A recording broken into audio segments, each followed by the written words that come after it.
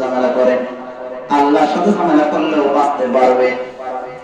অনেক মানুষ নামাজ না পড়ে নবীকে ভালোবেসে জান্নাতি হয়ে গেছে, কিন্তু নবীর সাথে ঝামেলা করে নামাজ পড়েও বাঁচতে পারে নাই। তাই আল্লাহর হক যদি বান্দা নষ্ট করে, আল্লাহ নিজের হক মাফ করে দিবে, কিন্তু বান্দার হক যদি বান্দা নষ্ট করে, আল্লাহ বান্দাকে এতই ভালোবাসে, বান্দার হক আল্লাহ মাফ করবে না।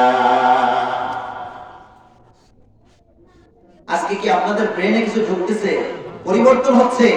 আপনাদের কি মনে হচ্ছে আগামীকাল থেকে আমাদের জীবন অন্যরকম ভাবে পরিচালিত হবে? আমাদের মেধা ঘুরে গেছে, এমন কি হয়েছে কি? এইবার আসেন সুন্দর করে ব্রেনটাকে, আমি কোন ব্রেন ওয়াশ করতেছি না, আল্লাহর মেসেজ গুলো দিচ্ছি, ব্রেন ওয়াশ করতেছে স্বয়ং আল্লাহ। সুবহানাল্লাহ। দেখেন চাউমিরা খোদা শুরু করে দিয়েছে, খোদা শুরু করার পরে আল্লাহ তাআলা মুসা আলাইহিস সালামকে বাঁচায় রাখছে। মুসা আলাইহিস সালামের আম্মার প্রতি ইলহাম করলে, দ্রুত দ্রুত তুমি যাও নদীতে ভাসায় দিয়ে আসো, আমি তোমার সন্তানকে সময় মতো আবার তোমার কাছে ফেরায় দেব। এই কথাটা এই পর্যন্ত থাক, বাকিটা একটু পরে বলি। এবার ওই ফিরআউনের সেনাপতি হামান, ওইদিকে মনে আছে, কোন আলিমান আলেমা ও মুঈনান আলেমদের সাহায্য করো, তা না হতে পারলে আর দুটো অপশন আছে, তাও না হতে পারলে তোর পর ঠাটা পড়বে কাল সকালবেলায়।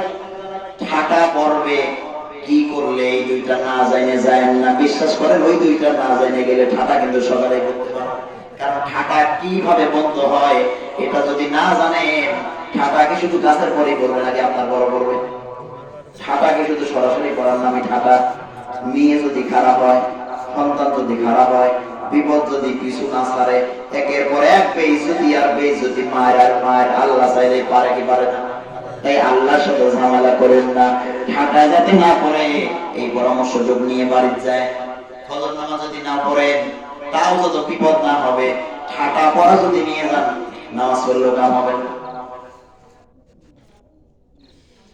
এবার ফিরআউনকে পরামর্শ দিচ্ছে, আপনি যদি আপনার পথকে টিকায় রাখতে চান, চেয়ারকে যদি টিকায় রাখতে চান, তাই আপনার তিনটা কাজ করা লাগবে, তাহলে আপনি আপনার চেয়ারকে টিকায় রাখতে পারবেন না।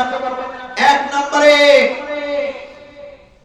আপনার সংসদে এবং আপনার এই সরকারি ভবন কার্যালয়গুলোতে যত সরকারি কর্মকর্তা আছে, যারা সৎ নিষ্ঠাবান, সকল লোকগুলোকে ছাঁটাই করা লাগবে। ফিরআউন কয় ছাঁটাই করবো কিভাবে? আরে সহজ বুদ্ধি, ছাঁটাই করা কি আর কঠিন কিছু না।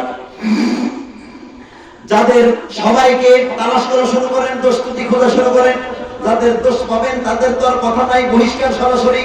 আর অনেক নিষ্ঠাবান মানুষ আছে এই ধর্ম উপদেষ্টার মতো, 1 টাকা চুরির মামলা নাই, এই মার্কার লোক যত আছে তাদেরকে নারী কেলেঙ্কারির মামলা ঢুকায় দেয়।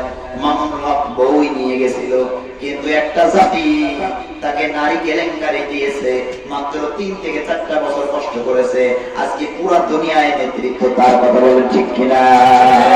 ইউসুফকে কেলেঙ্কারির মামলা দিয়েছে, 7 থেকে 8-10 বছর, ইউসুফ বাচ্চা হয়ে গেছে।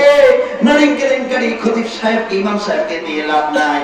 ইমাম সময় মতো ঠিকই নেতা হবে, আর তোর পর সময় মতো ঠিকই ঠাটা পড়বে, মারবে না ঠাটা না ফেলায়।